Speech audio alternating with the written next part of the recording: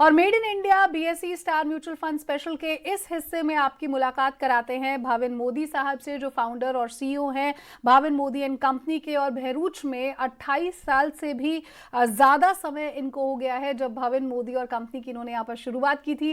भाविन, बहुत बहुत शुक्रिया हमें यहाँ पर समय देने के लिए। और 28 साल कोई छोटा मोटा समय नहीं होता है, बहुत लंबा समय होता है। तो आपसे ये नहीं पूछूंगी कि आपने शुरुआत कैसे की, बल्कि मुझे ये बताइए कि 28 सालों में किस तरह से लोगों के फाइनेंशियल गोल्स को आपने बदलते हुए देखा है। आज से 28 साल पहले जब मैंने शेयर मार्केट का काम काज शुरू किया तो वो टाइम पे रिटेल इन्वेस्टर, ज्यादातर स्मॉल इन्वेस्टर के दिमाग में शेयर मार्केट के लिए काफी दिक्कतें थी। लेकिन पिछले 10 साल में लोगों का बिहेवियर काफी चेंज हो गया है। वो अब खुद ब खुद अपने सामने से आके बोलते हैं कि हमको ये स्कीम में इन्वेस्ट करना है या हमको ये म्यूचुअल फंड में डालना है, राइट। तो पिछले 28 साल में मैं आपको बोल सकता हूँ तो एक साल का बच्चा 28 साल में कैसे मैच्योर हो जाता है, वैसे इन्वेस्टर भी काफी मैच्योर हो गए, अभी बड़े हो गए। भाविन, जैसे हम बिजनेस एंटरप्रेन्योर के तौर पर अगर आपसे समझना चाहूँ तो आपने कहा कि बदलाव आपने बहुत सारा यहाँ पर होते हुए देखा है। जो आज का कस्टमर है वो काफ़ी मेच्योर हो गया है। ऐसे में जब आपने बिजनेस की शुरुआत की थी तो मकसद एक तरफ अपने लिए कुछ फ्यूचर के लिए सेटअप करना था, लेकिन दूसरी तरफ आप एक ऐसी इंडस्ट्री में एंटर कर रहे थे जहाँ पर लोगों को कन्विंस करना बहुत आसान नहीं था।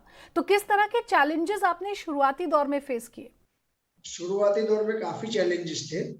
मैंने जैसे पहले भी आपको बताया कि लोग शेयर मार्केट के लिए बारा बुल्ला सोचते थे। तो हमने एक एक छोटे छोटे इन्वेस्टर के पास जाके उनको शेयर मार्केट का पूरा इन्वेस्टमेंट प्रोसेस समझाया कि ये जो शेयर मार्केट या म्यूचुअल फंड में जो आप इन्वेस्टमेंट करते हैं वो शॉर्ट टर्म के लिए इन्वेस्टमेंट नहीं है। इसको आप 5-10 साल 15 साल के जरिए से इन्वेस्टमेंट करेंगे तो आप अपने और अपने फैमिली के लिए एक अच्छा वेल्थ क्रिएट कर पाएंगे। तो शुरुआत में हम लोगों को इसके लिए काफी दिक्कतें उठानी पड़ी, लेकिन अभी तो हम लोग 10-10 15-15 20-20 लोगों का भी एक ग्रुप मीटिंग करके भी उनको इसके बारे में काफी कुछ अवेयरनेस लाए हैं। और अभी ये सब सोशल मीडिया और ये सब से लोग काफी अवेयर हो गए। यानी कि कुल मिलाकर भाविन, जो डिजिटाइजेशन ने हम सबकी सोच बदली है, सब कुछ आपको आपकी सारी इंफॉर्मेशन फोन पर मिल जाती है। ऐसे में एक बड़ा सवाल यहाँ पर यह भी है कि लोगों में कहीं ना कहीं पर इस बात को लेकर विश्वास है और वो समझ सकते हैं जिस फाइनेंशियल लिटरेसी की हम और आप बात कर रहे हैं, तो वहाँ विश्वास लोगों का आपको देखने को मिला है, खासतौर पर छोटे शहरों में, क्योंकि इस तरह का विश्वास पाना थोड़ा सा मुश्किल हो जाता है। हाँ सही है, ये डिजिटलाइजेशन होने से लोगों को अभी एक ट्रस्ट हो गया कि आप शेयर मार्केट में या म्यूचुअल फंड में पैसा लगाएंगे तो अपना पैसा एक भी जाएगा नहीं, यहाँ कोई अभी फ्रॉड होगा नहीं, मेरा पैसा मेरा मूडी सलामत है। तो अभी ये सब डर सबको निकल गया। अभी लोग बिंदास आपको आपके पास आते हैं, 50,000 लाख 2 लाख 5 लाख का चेक इजीली काटते हैं।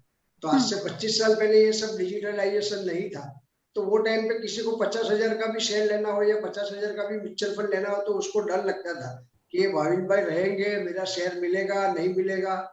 तो डिजिटलाइजेशन से काफी इन्वेस्टमेंट प्रोसेस में काफी फर्क आ गया।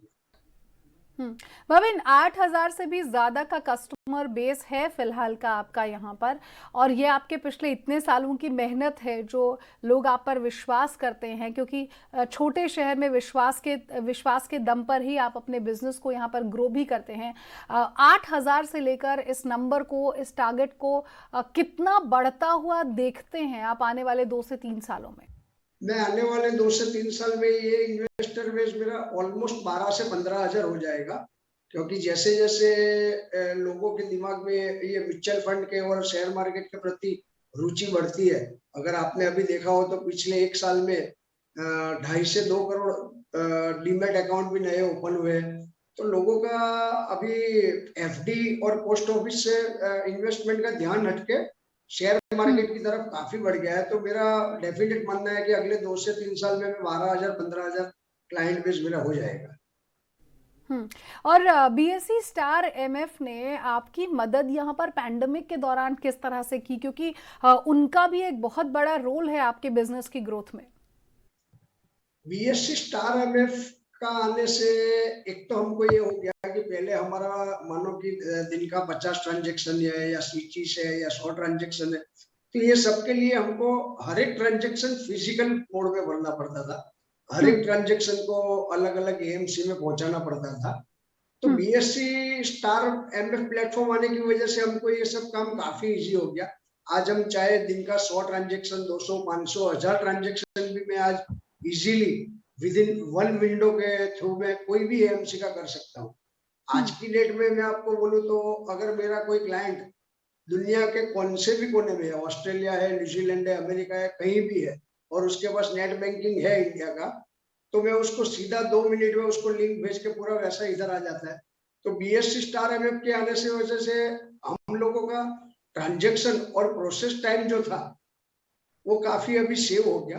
तो अभी दिन का हम 500 ट्रांजेक्शन भी इजीली कर सकते हैं। 500 ट्रांजैक्शंस आप दिन की कर सकते हैं, अब ये आप यहाँ पर कह रहे हैं। लेकिन अगर भाविन फाइनेंशियल लिटरेसी की बात करूँ तो आप अपने एंड पर किस तरह से अपने कस्टमर्स को फाइनेंशियल लिटरेसी की ओर ले जाते हैं? कुछ खास कैंपेन या फिर किसी तरह की कोई मीटिंग आप करते हैं यहाँ पर उनके साथ, कुछ नए नए स्कीम्स को लेकर या फिर कोई नई इन्वेस्टमेंट पोर्टफोलियो को लेकर? हम लोग यहाँ भरूच में रेगुलरली एवरी मंथ मिनिमम 2 से 3 100 लोगों का, 150 लोगों का, इन्वेस्टरों का, जिसमें नए इन्वेस्टर आते हैं, पुराने इन्वेस्टर आते हैं, वो लोगों का एक ग्रुप मीटिंग एवरी मंथ 2 से 3 मीटिंग करते हैं। दूसरा मैं आपको बोलूँ तो एसआईपी के लिए हम लोग काफी एडवर्टाइजमेंट, काफी सोशल मीडिया में है या फिजिकली एडवर्टाइजमेंट भी काफी अच्छा कर रहे हैं। तो लोगों को घर पे जाके वो लोग को एसआईपी का इम्पोर्टेंस समझाते हैं कि भैया ये आप 1000, 2000, 5000 का एसआईपी कीजिए। 5 साल, 10 साल, 20 साल बाद आपको इसका इतना बड़ा बेनिफिट होगा कि आपने जो जो सपने देखे हैं अपनी लाइफ में, अपने बच्चों का फ्यूचर का देखा है या अपना रिटायरमेंट का देखा है, बच्चों की शादी का देखा है, बच्चों की हायर एजुकेशन का देखा है, तो वो सब सपने आप इजीली 2-5 हजार की एसआईपी के जरिए आप अचीव कर सकते हैं। दूसरा मैं आपको बोलूं तो अगर आज की डेट में मेरे पास कोई भी नया इन्वेस्टर आता है, मैं उसको सीधा ही बोलता हूँ कि भैया शेयर मार्केट या म्यूचुअल फंड ऐसा रातों रात करोड़पति बनने का गेम है नहीं। आप मिनिमम 5 से 10 साल का आपके पास टाइम पीरियड है, तो ही आप इसमें इन्वेस्टमेंट करेंगे तो आपका एक अच्छा वेल्थ खड़ा हो। भाविन, मुझे एक और बात बताइए, क्योंकि आप 28 साल से इस बिजनेस में हैं, इस इंडस्ट्री में हैं। ऐसे में जब आपने mutual fund, BSE star mutual fund के साथ आप जुड़े, तो जैसा कि आपने बताया भी यहाँ पर कि अब बहुत इजी हो गया है आपके लिए ट्रांजैक्शंस को समझना और उन पर काम करना। बहुत सारे ऐसे भी लोग हैं जो कंफ्यूज रहते हैं कि वो स्टैंडर्ड ऑपरेटिंग तरीके से बदलकर एक नई टेक्नोलॉजी के साथ अगर जुड़ते हैं तो कितना मुश्किल है, कितना आसान है। आप ऐसे लोगों को क्या कहेंगे? अभी इसके बारे में तो मैं ये लोगों को इतना ही बोल सकता हूँ कि अगर आपको बड़ा होना है, आपका रोज का 10-20 ट्रांजेक्शन से 200-300 या 2000 ट्रांजेक्शन पे जाना है, आपका क्लाइंट बेस बढ़ाना है, तो आपको बीएससी स्टार एमएफ का टेक्नोलॉजी यूज करना ही पड़ेगा। नहीं तो आप इतना ग्रो नहीं हो पाओगे।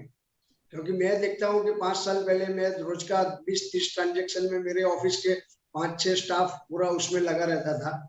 आज वही 5-6 स्टाफ मेरा रोज का 400-500 ट्रांजेक्शन कर रहा है।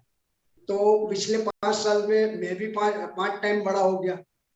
तो ये बड़ा होने के पीछे कहीं ना कहीं बीएससी स्टार एमएफ का भी कुछ ना कुछ रोल तो है ही। नहीं तो मैं भी आज की डेट में वो छोटा ही रह जाता।